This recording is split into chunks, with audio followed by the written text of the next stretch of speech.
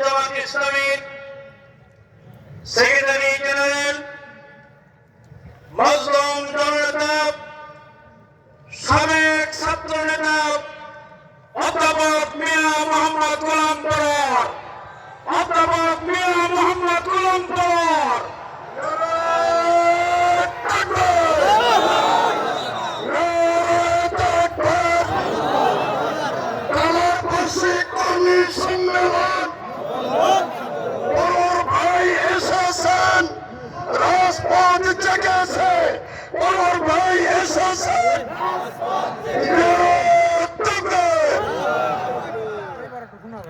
হ্যাঁ, এবার একটু শোনা যাবেন।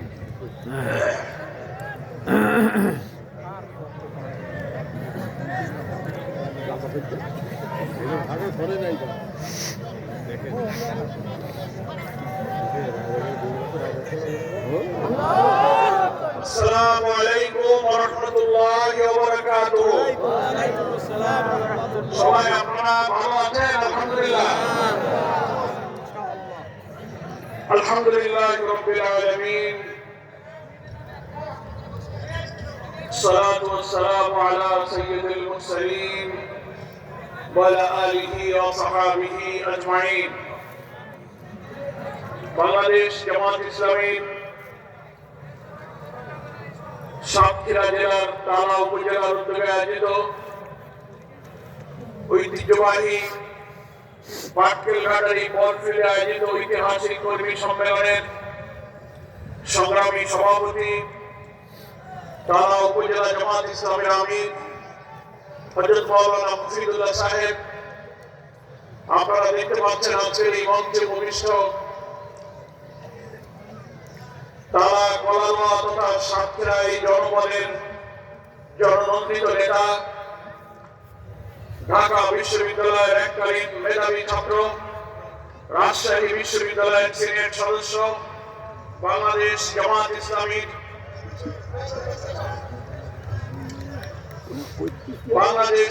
ইসলামীর কেন্দ্রীয় নির্বাহী পরিষদের সদস্য, সংগ্রামী জননেতা অধ্যক্ষ মোহাম্মদ ইজ্জতুল্লাহ, মঞ্চে ভূমিষ্ঠ সাতক্ষীরার গণমানুষের আর এক প্রিয় নেতা, একজন বিশিষ্ট আলেম দ্বীন, বাংলাদেশ জামাত ইসলামীর কেন্দ্রীয় গণপরিষদের সদস্য মুহাদ্দিস আব্দুল খালেক, মঞ্চে ভূমিষ্ঠ কেন্দ্রীয় গণপরিষদ সদস্য, আমাদের পার্শ্ববর্তী কয়লা পাইকাছা মানুষের জননন্দিত নেতা মাওলানা আবুল কালাম আজাদ, মঞ্চে উপস্থিত আছেন কেন্দ্রীয় মজলিসে শুরার সদস্য, সাতক্ষীরা জেলার সাবেক আমির হযরত মাওলানা রবিউল বাশা, মঞ্চে উপস্থিত আছেন নবনির্বাচিত সাতক্ষীরা জেলা আমির, বিশিষ্ট শিক্ষাবিদ, আমাদের এই জেলার বর্তমান সম্মানিত জেলা আমির আমাদের প্রিয় মুকুল ভাই, এখানে আমাদের মঞ্চে কেন্দ্রীয় মজলিসে শুরার অনেক সদস্য উপস্থিত আছেন, সাতক্ষীরা জেলা উপজেলার পার্শ্ববর্তী জেলা থেকে আমন্ত্রিত অনেক অতিথিবৃন্দ নেতৃবৃন্দ উপস্থিত আছেন, ইসলামী ছাত্র শিবির, শ্রমিক কল্যাণ ফেডারেশন, অন্যান্য বন্ধু সংগঠনের নেতৃবৃন্দ, গণমাধ্যমে কর্মরত আমার প্রিয় সাংবাদিক বন্ধুগণ, মুআজ্জাজ উলামায়ে কেরাম এবং আজকের এই কর্মী সম্মেলনে উপস্থিত আমার প্রিয় কর্মী ভাইরা এবং সুধীবৃন্দ, আজকের এই ঐতিহাসিক কর্মী সম্মেলনে নিশ্চয়ই আপনাদের হৃদয়ের সমস্ত তৃপ্তি সহকারে আল্লাহ তাআলার কাছে এই সম্মেলনের দৃশ্য দেখে শুকরিয়া আদায় করতে ইচ্ছা হচ্ছে। কর্মী সম্মেলনে যদি এই জনতার ঢল নামে জামাত ইসলামী যদি জনসভা শুরু করে, এই সাতক্ষীরায় জনসভা করার কোন স্থান থাকবে না। আমরা সেই মহান আল্লাহর কাছে সবাই শুকরিয়া আদায় করি, আলহামদুলিল্লাহ।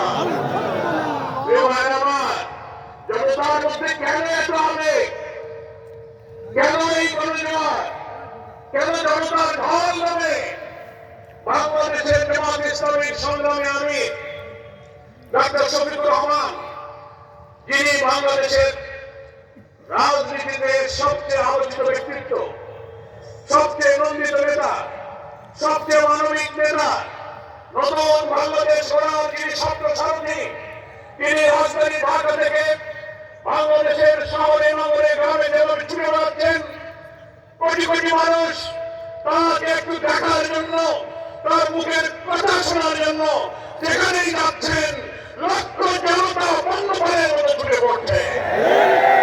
কেন মানুষের হবে বাংলাদেশের কানে গণজোয়ার শুরু হলো? কারণ হলো আমরা 17-18 বছর, আমাদের স্বাধীনতার 53 বছর পর্যন্ত পার হতে ইতিহাসের একটি কালো যুগ আমরা পার করেছি। অর্থনৈতিক নিপীড়ন, রাজনৈতিক নির্যাতন, বিচার ব্যবস্থায় বৈষম্য করে জুলুম, প্রতিপক্ষকে তছনছ করে দিয়ে কর্তৃত্ববাদী শাসন প্রতিষ্ঠার প্রচেষ্টা, মাছ কাপড়, শিক্ষা, চিকিৎসা, বাসস্থানের মতো মানুষের মৌলিক মানবীয় প্রয়োজন, আর্থসামাজিক অবস্থা সব কিছুকে ধ্বংস করে দিয়ে এক ব্যক্তি, এক দল, এক পরিবারের হাতে কর্তৃত্ববাদী শাসনের জন্য একটি ফ্যাসিবাদ পয়দা হয়েছিল। আমাদের গণতান্ত্রিক অধিকার ছিল না, আমাদের ভোটাধিকার ছিল না। 14, 18, 24 তিনটা জাতীয় নির্বাচনে আমরা ভোট দিতে পারি নাই। হাজার হাজার লোককে হত্যা করেছে, গ্রেফতার করেছে, ক্রস ফায়ার নিয়েছে, আয়না করে নিয়েছে, গুলি করে লাশ পুড়িয়ে ঠাই করেছে, হেলিকপ্টারে নিজের দেশের মানুষকে গুলি করেছে। এই 18 বছরের সেই 2006 সালের 28 অক্টোবর ঢাকার পল্টনে সমস্ত খুনের মাস্টার মাইন্ড শেখ হাসিনা তার নির্দেশে লগি বৈঠা দিয়ে 7 জনকে পিটিয়ে সাপের মতো হত্যা করে তাদের মৃত দেহের উপরে দাঁড়িয়ে নাচানাচি করেছিল। সেই দিন থেকে এই 24 সালের 5 আগস্ট প্রায় 17-18 বছর ইতিহাসের কালো যুগ আমরা পার করেছি। 90-এর গণঅভ্যুত্থানের পর বাংলাদেশের রাজনীতি গণতন্ত্রের পথে অভিযাত্রা শুরু করেছিল। 28 অক্টোবরে খুনি হাসিনার নির্দেশে রবি বৈঠার হত্যাকাণ্ড দিয়েই বাংলাদেশ তার গণতন্ত্রের পথ হারিয়ে ফেলেছে। সেই থেকে এই 24-এর জুলাই গণঅভ্যুত্থান পর্যন্ত কত হাজার মানুষকে সে খুন করেছে, নিরপরাধ মানুষকে কারারুদ্ধ করেছে। দেশের বরেণ্য আলেম, ইসলামিক স্কলার, রাজনৈতিক নেতৃবৃন্দকে কারারুদ্ধ করে তারা হত্যা করেছে, আইনে ধরে নিয়েছে, রিমান্ডে নিয়েছে। এই সরকার হাজার হাজার কর্মীকে কারাগারে রুদ্ধ করা হয়েছিল। এই সরকার 48 জন ইসলামী আন্দোলনের কর্মীকে শহীদ করা হয়েছে। বাংলাদেশের সবচেয়ে নির্যাতিত জনপদ হল সাতক্ষীরা। এই সাতক্ষীরায় ইসলামী আন্দোলন করার কারণে আমাদের নেতা কর্মীদের বাড়িঘর পুরোটা দিয়ে ভেঙে গুঁড়া করে দেওয়া হয়েছে। ইতিহাসে রাজনৈতিক পরিপক্ষকে দমন করার এই বর্বর নিষ্ঠুর নজির কোথাও খুঁজে পাওয়া যায়।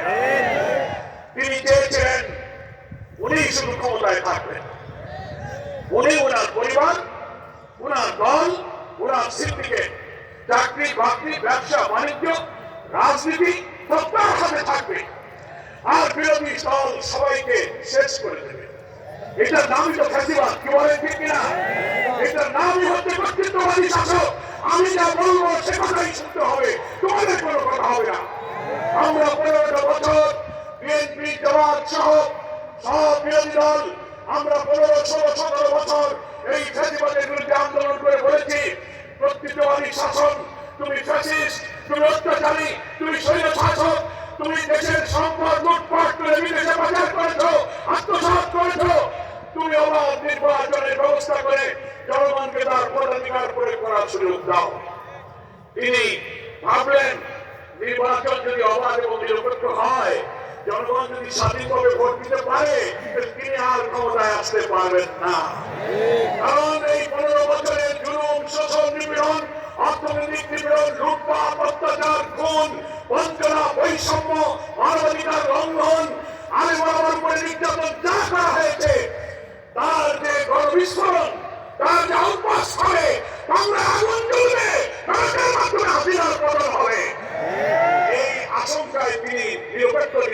তাকে ঠেকাবার চেষ্টা করেছে। 14, 18 আর 24 কি আপনারা কেউ ভোট দিতে পেরেছেন? ভোট দিতে সকালে জনগণ ভোটের দিকে যাচ্ছে, রাস্তায় আওয়ামী লীগ, যুবলীগ, পুলিশ লীগ, ছাত্রলীগ বাধা দিয়ে বলে বাড়ি চলে যাওয়া, ভোট হয়ে গেছে। জোর করে যদি কেউ কেন্দ্রে গিয়ে বলে আমি ভোট দেবো, ব্যালট দেন, বলে বাবা ব্যালট ফুরাই গেছে, ব্যালট নাই। এই কারণে আমরা বলেছিলাম আমাদের প্রিয় নেতা সাবেক আমির জামাত ডাকসু জিএস ভাষা সৈনিক অধ্যাপক গোলাম আজম দলীয় নেতৃত্বে নির্বাচন নিরপেক্ষ হবে না বলে কেয়ারটেকার সরকার অর্থাৎ একটা তত্ত্বাবধায়ক সরকার অরাজনৈতিক বিদ্রোহী সরকারের অধীনে নির্বাচন হলেই সে নির্বাচন নিরপেক্ষ হবে। এই ফর্মুলা দেওয়া হলো। বিএনপি, আওয়ামী লীগ একে একে প্রথমে কেউ মানবে না, পরে আস্তে আস্তে মেনে নিল।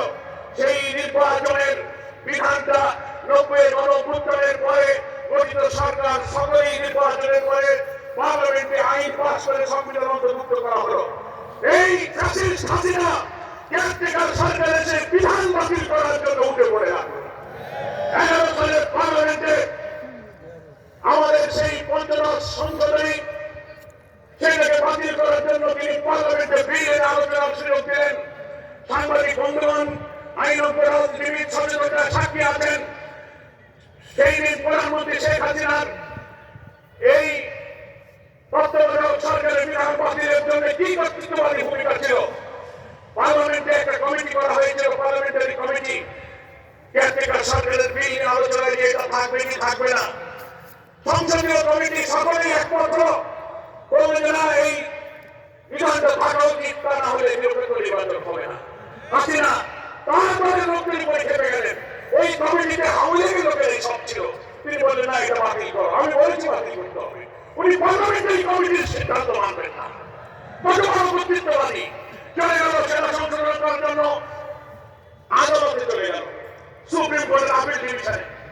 বাংলাদেশের আপিল ডিভিশনের কমিশন হচ্ছে চিফ জাস্টিস, কোন বিচারপতি, আপিল ডিভিশনের কোন বেঞ্চের প্রধান, কনস্টিটিউশনাল কোন সাংবিধানিক জটিলতা হলে দেশের শীর্ষ আইনজীবীদেরকে নিয়ে অ্যামিকাস কিউরি নিয়োগ করে থাকেন।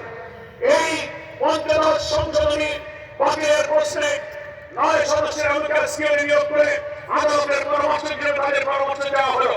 একজন বলে সকল অ্যামিকাস কিউরি বলল এই তত্ত্বাবধায়ক সরকারের বিধান থাকা উচিত। শেখ হাসিনা তখন রেগে গেলেন। উনি পার্লামেন্ট পারেন না, উনি আদালত পারেন না। উনি আদালত উপরে বন্ধ করে পঞ্চদশ সংশোধনী তিনি বাতিল করে সেখান থেকে কেয়ারটেকার সরকারের বিধান তিনি বাতিল করে দিলেন। 5ই আগস্টের এই গণঅভ্যুত্থানের পর এই আদালতে রিট করে আমরা তত্ত্বাবধায়ক সরকারের নির্বাচন ফিরিয়ে আনার জন্য আমরা চেষ্টা করেছি। জামাত ইসলামী এই আবেদনের বাদীপক্ষ হয়ে আমরা শুনানি করেছি। আলহামদুলিল্লাহ আমরা সুবিচার পেয়েছি। আদালতে কেয়ারটেকারের বিধান অক্ষুণ্ণ রেখে এই পঞ্চদশ সংশোধনীর বাতিল করে দিয়ে এই কেয়ারটেকার সরকার আইন সেখানে সংযুক্ত করা হয়েছে। তাহলে আমি কথা বলছি কেন? কত বড় ফ্যাসিস্ট, তিনি পার্লামেন্টের কথা শুনবেন না, আদালতের কথা শুনবেন না, উনার কথাই উনি চলবেন। এই কর্তৃত্ববাদী ফ্যাসিবাদের বিরুদ্ধে আমরা আন্দোলন করেছি। মানবাধিকার নেই, ভোটাধিকার নেই, গণতন্ত্র নেই। আলে ওলামা, ইসলামী মূল্যবোধে উজ্জীবিত জনশক্তি এবং স্কলারদেরকে গ্রেফতার করে কিভাবে কারাগারে নির্যাতন করা হয়েছে। জামাত ইসলামের আমির মাওলানা মুফতি রহমান নিজামী, আলী আহসান মোহাম্মদ মুজাহিদ, কামালুজ্জামান, মীর কাসেম আলী এবং আব্দুল কাদের মোল্লাকে বৃদ্ধ বয়সে নিরপরাধ নেক মানুষ, জীবনে তো একটা মিথ্যা বলে নাই, একটা হারাম খায় নাই, কাউকে কষ্ট দেয় নাই, সাজানো মামলা, সাজানো বাদী, সাজানো সাক্ষী, সাজানো ট্রাইব্যুনাল, সাজানো বিচারককে কারাগারে ফাঁসিতে ঝুলে হত্যা করা হয়েছে। অধ্যাপক গোলাম আজম, এই সাতক্ষীরার প্রিয় মানুষ আব্দুল খালেক মন্ডল এমপি, আল্লামা দেলোয়ার হোসেন সাইদি, মাওলানা আবুল কালাম মোহাম্মদ ইউসুফ, মাওলানা আব্দুল সোহান, অধ্যাপক নাজির আহমদ, ফখরুল আহমদের মতো 80, 90, 93 বছরের বৃদ্ধদেরকে গ্রেফতার করে করে কারাগারে ঢুকিয়ে মৃত্যুর দিকে ঠেলে দেওয়া হয়েছে। এই সমস্ত খুন, হত্যা, নির্যাতন, ক্রসফায়ারের মাস্টার মাইন্ড হচ্ছে শেখ হাসিনা। উনি ট্রাইব্যুনাল ইসলামী আন্দোলনগুলি শেষ করে দেবেন। 5ই আগস্টের 4 দিন আগে ওনার মাথাটা গরম হয়ে গেল। কোটি কোটি মানুষের উত্তর আন্দোলন ঠেকাবার জন্য ইবলিস ওনাকে বুদ্ধি দিল যে সব সমস্যা হলো জামাত শিবির, এটারে ঠেকাও। কি বলে ঠিক কিনা? উনি মনে করলেন যে জামাত শিবিরকে নিষিদ্ধ করে বলে ক্ষমতায় থাকা যাবে। বাইরে মরণের সময় হুঁশ থাকে না। দেখবেন সাগরের ঢেউয়ের মধ্যে যদি কেউ ডুবে মরতে যায়, চারিদিকে হাত দেয়, ডুবে যাচ্ছে, বাঁচবে কি করে? সাগর দিয়ে কচুরি পানা শ্যাওলা পানা যেতে দেখলে শ্যাওলা ধরে বাঁচতে চায়, শ্যাওলা ধরে কি বাঁচা যায়? উনি 5ই আগস্টের 4 দিন আগে সিদ্ধান্ত নিয়ে বললেন যে বাংলাদেশে যত আন্দোলন হচ্ছে, সন্ত্রাস হচ্ছে, সব জামাত শিবির করতেছে। উনি আইন করে জামাত শিবিরকে নিষিদ্ধ করে দিলেন।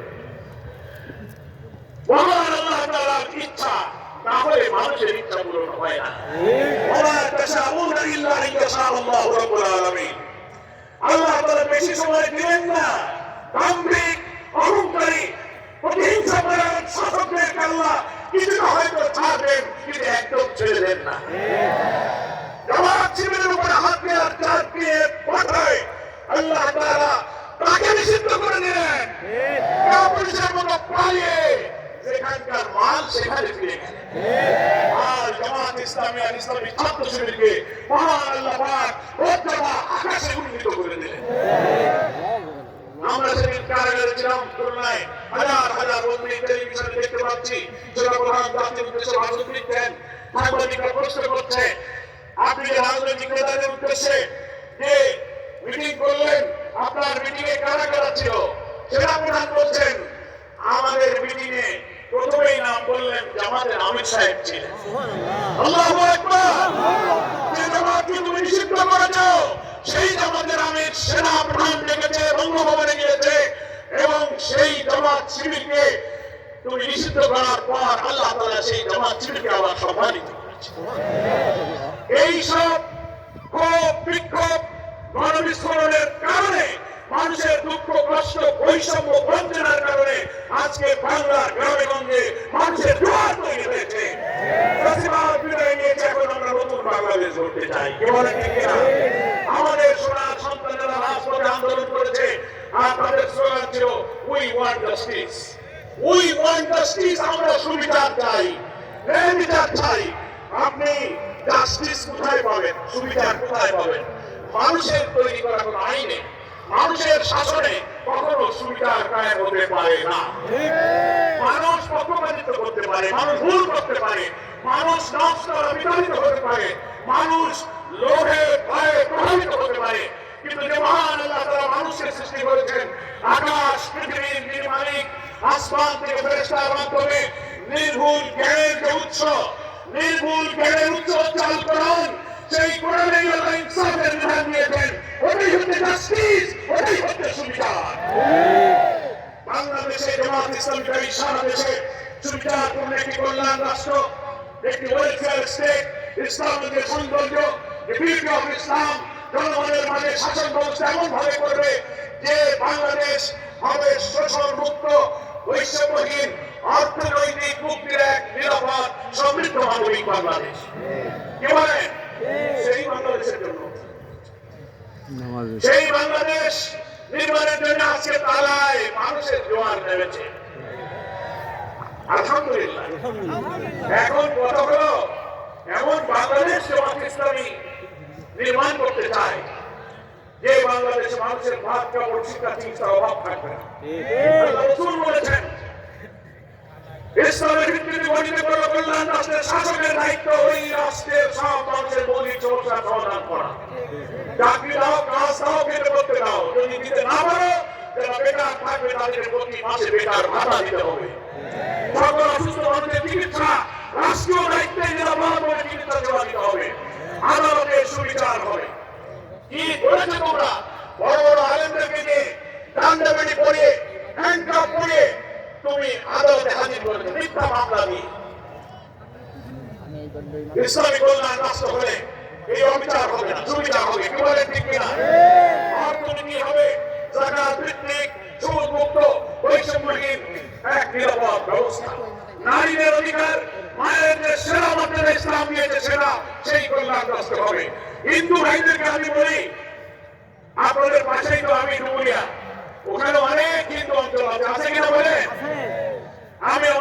ভাইদেরকে এই কথা বলি, তারা করোয়া সাতক্ষীরা হিন্দু ভাইরা যারা আজকে আছেন তাদেরকেও বলি, আপনাদের ব্যাপারে দুইটা অপপ্রচার চালু আছে। কয়টা? দুইটা। একটা হলো সাধারণ বাংলাদেশের মানুষ মনে করে যে হিন্দুরা শুধু নৌকায় ভোট দেয়, হিন্দু মানে আওয়ামী লীগ, এরকম একটা ধারণা আছে। কি বলেন ঠিক কিনা? আমরা হিন্দুরা তাদের বলছি যে আপনাদের ব্যাপারে ভুল ধারণা হয় কেন?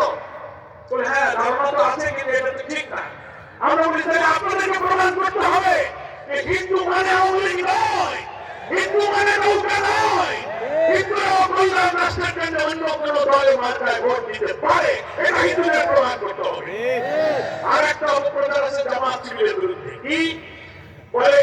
হিন্দুদের বাড়ি দখল, জমি দখল, ক্ষেত দখল, ডিসিআর কাটা, খাল দখল, মূর্তি ভাঙা, মন্দিরে হামলা করা যখন ঘটে তখন বলে সব জামাত শিবির করছে। এই দোষটা কি বলে ঠিক না?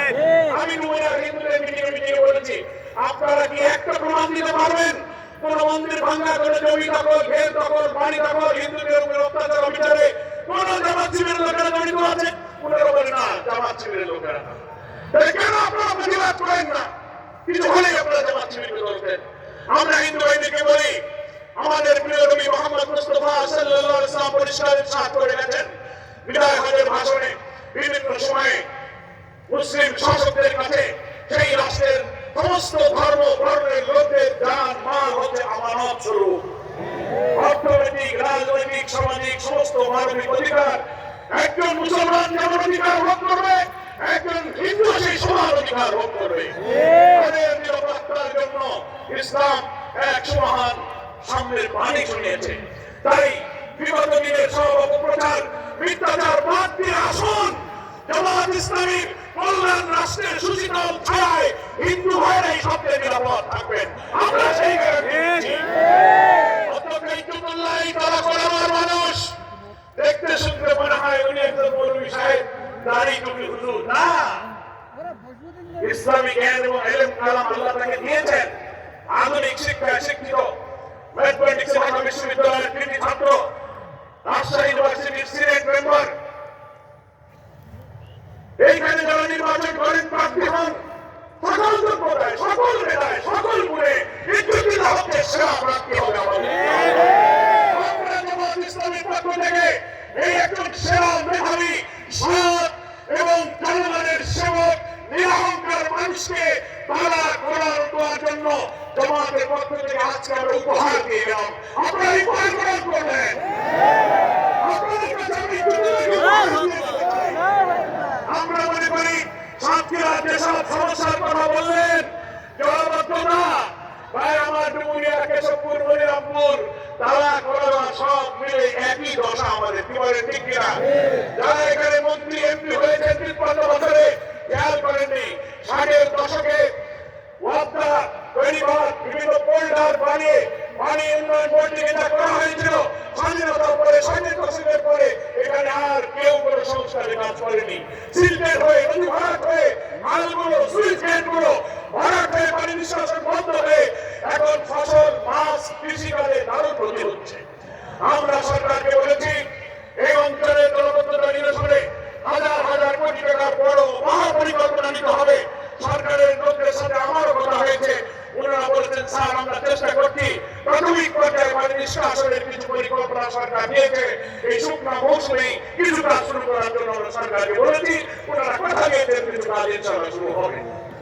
আমার কলাবাসী, আমরা আমাদের সোনার ছেলেরা যে 2000 ছাত্র জীবন দিল, 4000 ছাত্র আহত হলো, তাদের এই রক্তই জীবনের ঋণ আমাদের শোধ করতে হবে। হবে কিনা বলে? সেই ঋণ ওরা তো এই নতুন বাংলাদেশ দেখে যদি পারলো না, আমরা যদি একটি কল্যাণ রাষ্ট্র গঠন করতে পারি, তাহলে ওদের সেই স্বপ্নের বাংলাদেশের আশা পূরণ হবে। ওরা মেধাবী ছাত্র ছিল, বিশ্ববিদ্যালয়ের ছাত্র ছিল, আলেম ওলামা ছিল, কিন্তু ওরা সেই কল্যাণ রাষ্ট্র দেখে যেতে পারেনি। আমাদেরকে তাই নতুন রাষ্ট্র গঠনের জন্য অন্তর্বর্তীকালীন সরকারের প্রধান ডক্টর প্রফেসর ইউনূসকে আমরা বলেছি, আপনি নির্বাচনকে নিরপেক্ষ করার জন্য যতটুকু সংস্কার প্রয়োজন অতটুকু সংস্কার করে আপনি নির্বাচনের জন্য একটি রোড ম্যাপ ঘোষণা করুন। সেই নির্বাচন হবে নিরপেক্ষ, কেয়ারটেকার সরকার অধীনে হবে এবং সংখ্যানুপাতিক পদ্ধতিতে প্রপোর্শনাল রিপ্রেজেন্টেশন যেটাকে বলা হয় পিআর পদ্ধতি আধুনিক বিশ্বের অনেক গণতান্ত্রিক দেশে সবচেয়ে এই পদ্ধতি হচ্ছে উপযোগী। এখানে পার্লামেন্টে উপযুক্ত যোগ্য প্রতিনিধিত্ব হয়, যোগ্য পার্লামেন্টে এজেন্ডা আছে, আসনে আসনে ভোট কাটা মাসের কালো টাকার খেলা চলে না, ব্যক্তি প্রার্থী হয় না, দলের পক্ষে ভোট দিয়ে কোন দল কত ভোট পাবে সেই হারে সেই দলে কতজন এমপি নির্বাচিত হবে। আমরা আজকে গণমাধ্যমের মাধ্যমে সারা দেশবাসীর কাছে প্রশাসনের কাছে জানাতে চাই, আমরা এই সংখ্যানুপাতিক পদ্ধতিতে জাতীয় নির্বাচন চাই, তাহলে যোগ্য লোকেরা এখানে আসতে পারবে। আমরা আপনাদের কাছে সতর্কতার সাথে বলি, দেশের বিরুদ্ধে যেমন ষড়যন্ত্র ৫ আগস্টের পরে বাইরে থেকেও করতেছেন, দিল্লি থেকেও ষড়যন্ত্র হইতেছে। কি বলেন? পাল্টা কু, জুডিশিয়াল কু, আনসার কাণ্ড, সচিবালয় আগুন, এখানে বারবারই এই দাবি সেই দাবি এই সব দিয়ে এই সরকারকে আগাতে দিতে চায় না। কিন্তু এই ষড়যন্ত্র প্রতিহত করে অন্তর্বর্তীকালীন সরকারকে সাহায্য করে নির্বাচন সুষ্ঠু করার জন্য চেষ্টা করতে হবে। আর দেশের মধ্যে শুধু ষড়যন্ত্র হচ্ছে তা না, এখন আবার নতুন করে জামাত ইসলামের বিরুদ্ধে ষড়যন্ত্র শুরু হয়েছে। এর পাইতেছেন তো? আর ষড়যন্ত্রকারীরা কেউ কেউ এমন ভাবে কথা বলে, এমন ভাবে সমালোচনা করে, আওয়ামী লীগের লোকেরা যে ভাষায় কথা বলতো, যে ভাষায় সমালোচনা করতো, সেই আওয়ামী স্টাইল আমাদের বিরুদ্ধে কথা শুরু হয়েছে। তাহলে বোঝা যায় যারা কেউ কেউ এই বিরোধিতা করেন তাদের সাথে কাদের যোগাযোগ, কি তাদের উদ্দেশ্য, আবার কেউ কথিত ফ্যাসিস্টদেরকে আবার রাজনীতিতে সুযোগ করে দিতে চান আপনারা। আপনারা আমরা যেন সজাগ থাকি, সকল রাজনৈতিক দলের কাছে আমাদের আপিল থাকবে। আমাদের আমির জামাত বলেছে, আসুন ফ্যাসিবাদ বিরোধী আন্দোলনে আমরা যারা মাঠে ছিলাম তাদের মধ্যে যেন কোনো ঐক্য বিনষ্টকারী কোনো কথা, কোনো বক্তব্য আমরা নিজেদের মধ্যে যেন চালাচালি না করি। কি বলেন, ঠিক কিনা? বিএনপি, জামাত, সকল দল আমরা জুলাইয়ের অভ্যুত্থানের চেতনাকে ধারণ করে একটি জাতীয় ঐক্যের পরিবেশ সৃষ্টি করে যদি জাতীয় ঐক্যের মধ্য দিয়ে আমরা নির্বাচনে যেতে পারি, তাহলে আওয়ামী ফ্যাসিবাদ আগামী নির্বাচনের মধ্য দিয়ে রাজনীতিতে তাদেরকে জীব করে দেওয়া যাবে, তাদেরকে ইনশাআল্লাহ রাজনীতির মাঠ থেকে বিদায় করে দেওয়া যাবে। আমরা যদি হানাহানি করি, ওই পতিত স্বৈরাচার আবার একটা সুযোগ খোঁজার চেষ্টা করবে। এই জন্য আমি সব বন্ধুদের যেভাবে একসাথে মিলে ফ্যাসিবাদকে আমরা বিদায় করেছি, একসাথে মিলে জুলাইয়ের অভ্যুত্থানের চেতনা ধারণ করে যদি জাতীয় ঐক্যের পরিবেশ সৃষ্টি হয়, আমাদের আমির জামাত বলেছেন আমরা ফ্যাসিবাদ বিরোধী সকল রাজনৈতিক দলের সঙ্গে, ইসলামী দল, মত, স্কলার, ইসলামী সংগঠনের সাথে ঐক্যের মাধ্যমে নির্বাচনে যেতে আমরাও প্রস্তুত আছি।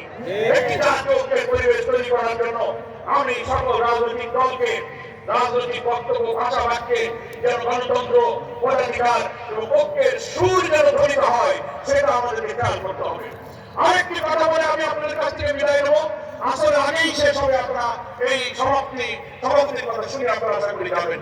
সেটা হচ্ছে আমরা এমন একটি বাংলাদেশ চাই যে বাংলাদেশ আল্লাহর কাছ থেকে নাজিল হওয়া ওহীর জ্ঞানের ভিত্তিতে, ইনসাফের ভিত্তিতে কায়েম হবে এবং সেখানেই আল্লাহর কল্যাণ এবং রহমত নাজিল হবে।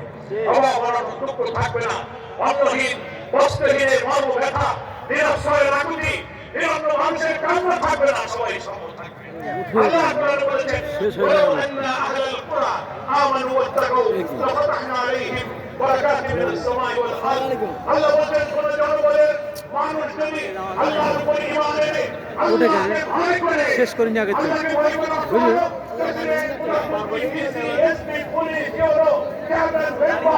সকল মানুষ তার দায়িত্ব করে আল্লাহকে ভয় করবে, একটা টাকা চুরি করে আল্লাহকে পাকড়াও করবেন। এই তাকওয়া, এই ভয়ের ব্যাপারে আল্লাহ বলেছেন, আমানু ওয়াত্তাকাউ, ঈমান আনার পর আল্লাহকে ভয় করে যদি রাষ্ট্র গঠন করতে পারো, লাফাতাহনা আলাইহিম বারাকাতিন মিনাস সামাই ওয়াল আরদ, আকাশ এবং পৃথিবীর সমস্ত বরকতের দরজা সেই জাতির জন্য খুলে দেওয়া হবে। আমরা সেই বরকতের বাংলাদেশ চাই, সমৃদ্ধ বাংলাদেশ চাই, সুজলা সুফলা শস্য শ্যামলা অধিবাসী এই বাংলাদেশ যদি চুরি, দুর্নীতি, লুটপাট, অনাচার, পাপাচার বাদ দিয়ে আল্লাহকে ভয় করে শাসন কায়েম হয়, সেই বাংলাদেশে শান্তি বিরাজ করবে। হিন্দু, মুসলিম, বৌদ্ধ, খ্রিস্টান মিলেমিশে আমরা থাকবো। আগামী জাতীয় নির্বাচনে আশা করি যে কল্যাণ রাষ্ট্রের পক্ষে আপনারা থাকবেন এবং আমাদের উপহার দিয়ে দেওয়া এই জননেতা অধ্যক্ষ ইজ্জতুল্লাহ যেন সমস্ত কাজ সাবেক এমপি শেখ আনসার আলী যা করেছিলেন তার স্মৃতি স্মরণ করে বলতে চাই, সেই সন্ত্রাস দমনের উন্নয়নের গলা দেওয়া করার জন্য আমরা যদি কেন্দ্রকে দায়িত্ব দিতে পারি, আমাদের সেই আশা ইনশাআল্লাহ তিনি পূরণ করবেন। মহান আল্লাহ তাআলা আমাদেরকে সেই তৌফিক দান করুন। وما توفيقي الا بالله هذا ما عندي والعلم عند الله عليه توكلت واليه انيب. السلام عليكم ورحمه الله وبركاته.